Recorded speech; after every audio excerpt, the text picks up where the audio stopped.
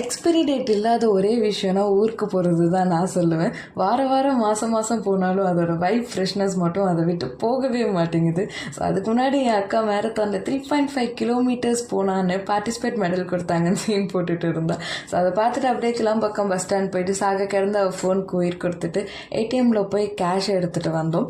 So எங்கள் பிளேஸ்க்கு நாங்கள் ரீச் ஆகினதும் இப்போ எங்கள் பஸ் மட்டும் இல்லை, மற்ற எல்லா பஸ்ஸுமே இருக்குது. கொஞ்சம் நேரம் கழிச்சு தான் வந்தது லேட். இதில் சேலம் பஸ் கூட போட்டி வேறு. ஸோ ஒரு சிக்னலுக்கு அப்புறம் அந்த பஸ் எங்கே போச்சுன்னே தெரில. நெக்ஸ்ட் 2 பேரும் லூசு மாதிரி ஒரு பாட்டுக்கு நல்ல சாங்க்கு வைப் பண்ணிட்டு இருந்தோம். ஸோ கொஞ்ச நேரம் கழிச்சு நம்ம ஆள் மட்டை ஆகிட்டாப்புல. ஸோ சாப்பிட நிறுத்தியிருந்தாங்க. நாங்கள் பார்சல் வாங்கிட்டு வந்து 2 பேரும் கிரிஞ்ச் பண்ணிகிட்டே சாப்பிட்டுட்டே கிரிஞ்ச் பண்ணிட்டு இருந்தோம். ஒரு 5 to 6:30 அப்படின்னா வீட்டுக்கு போயாச்சு.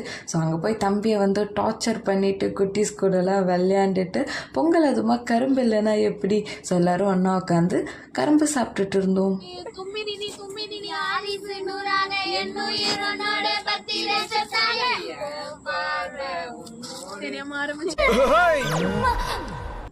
பறித்து கொடுத்த மருதாணி எல்லாருக்கும் அரைச்சி கையில் வச்சு விட்டாச்சு. அவங்களுக்கும் வச்சுட்டு எனக்கும் வச்சுட்டு நாங்கள் சாப்பிட்டுட்டு படுத்து தூங்கிட்டோம். அப்கமிங் வீடியோஸில் நான் வந்து போகி செலிப்ரேஷன், பொங்கல் செலிப்ரேஷன்லாம் போடுறேன். அண்ட் சேலஞ்ச் வீடியோஸ்லாம் இருக்குது, அதுவும் போகிறோம். So follow for more, subscribe பண்ணிட்டு லைக் ஷேர் கமெண்ட் பண்ணிட்டு போங்க கைஸ். பாய்.